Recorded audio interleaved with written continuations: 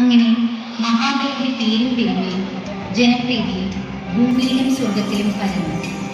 മഹാബലിയുടെ പെരുമയിൽ അസൂയ പൂണ്ട ദേവേന്ദ്രൻ തന്റെ സ്ഥാനമാനങ്ങളെല്ലാം നഷ്ടപ്പെട്ടു പോകുമോ എന്ന് ഭയപ്പെട്ട് വിഷ്ണു ഭഗവാന്റെ മുമ്പിലെത്തി സങ്കടം ബോധിപ്പിച്ചു.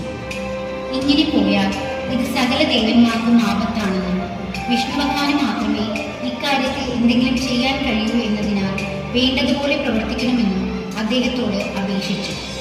മഹാബലി വലിയ ദാനശീലനാണെന്ന് അറിയാമായിരുന്ന വിഷ്ണു ഒരു ദരിദ്ര ബ്രാഹ്മണ ബാലകനായ വാമനന്റെ വേഷത്തിൽ മഹാബലി അശ്വമേധ യാഗം നടത്തുന്ന യാഗശാലയിൽ എത്തുകയും ചക്രവർത്തിയെ മുഖം കാണിക്കാൻ അനുവാദം ചോദിക്കുകയും ചെയ്തു. മഹാരാജാവ് ആ ബാലകനെ സ്വീകരിച്ച് ആദരിക്കുകയും ആഗമന ഉദ്ദേശം ആരായുകയും ചെയ്തു.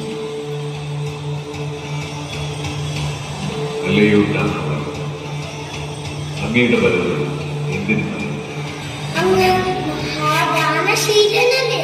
അടിയന് തപസ് ചെയ്യാൻ 3 അടി മണ്ണ് മാത്രം തന്നാൽ മതി.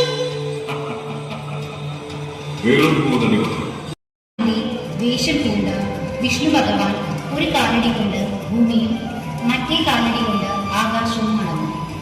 3ാമത്തെ കാലടി വയ്ക്കാൻ സ്ഥലം കാണാതെ അദ്ദേഹം ചക്രവർത്തിയോട് ഇപ്രകാരം ആരാധി: രാജൻ, 3ാമത്തെ കാലടി ഞാൻ എവിടെ വെക്കുമെന്ന് പറഞ്ഞാലും. ഭഗവാനെ, അങ്ങ് ആരാണെന്ന് എനിക്ക് മനസ്സിലായി.